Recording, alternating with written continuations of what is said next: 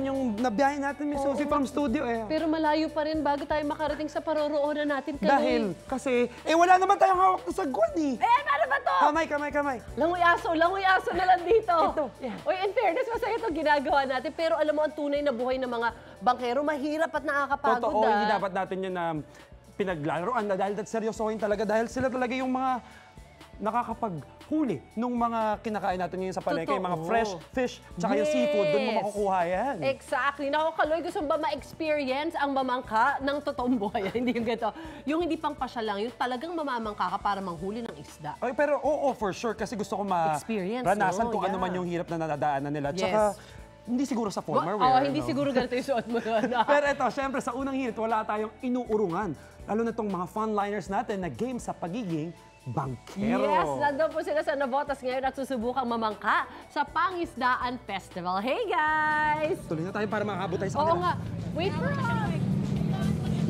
Yes! Hello sa ating mga kapuso at syempre dyan sa studio. Hello!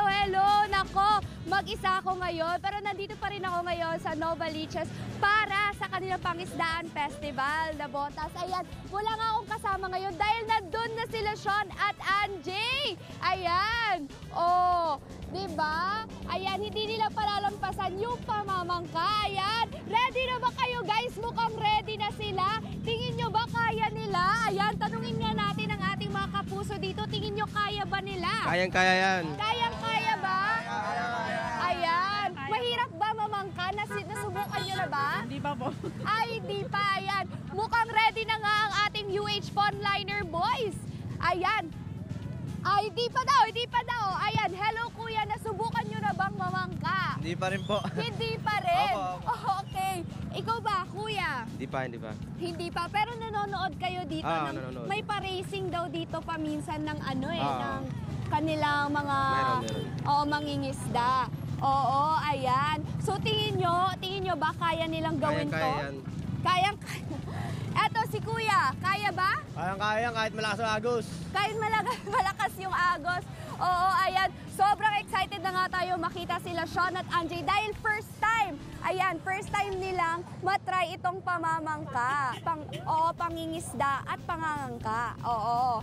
Ayan na nga. So, ready na ba sila? Oo, ready na ba sila? Hindi pa yan. At dito nga sa Navotas, ginagawa nila sa Pangisdaan Festival, ang pamamangka o racing ng ating mga namamangka. Dahil ito yung parang way of courtesy at pagkita na sumusuporta sila sa ating mangingisda. Ayan na nga. At tingin natin, ready na sila?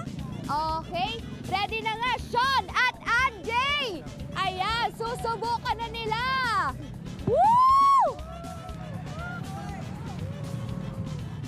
Ayan, i-cheer naman natin sila, mga kapuso! Ayan! Mahirap ang pamamangka!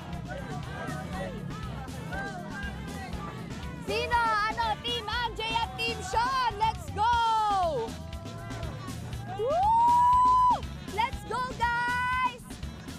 Ayun na nga sila, Mukhang hindi na ba sila nahihirapan? Sean! Ayan. Parang walang nag-cheer para kay Sean. Magkasabay naman sila. Oo. At syempre mga kapuso, meron tumutulong sa kanila dahil nga first time nilang matry ito. Ayan. May mga nag-guide sa kanila sa ating bangka. Oo. Ang mga nag-guide sa kanila ay ang mga mangingisda dahil sila yung mga kabisado na yung kanilang pamamangka. Ayun na nga, si Sean, todo-todo, si Angie din, parang workout to guys, ha? Ayan, may pakagat labi pa si Sean. Si Angie, go na go. Ayan na nga, malapit na guys! Malapit na! Malapit na! Woo! Ayan na nga!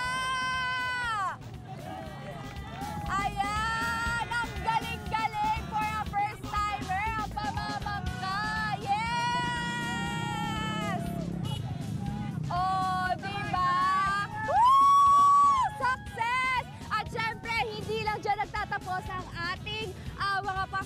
dahil mamaya meron pa kaming sorpresa dito sa mga tao natin sa Dabotas. Kaya tutok lang sa inyong Pambansa Morning Show kung saan laging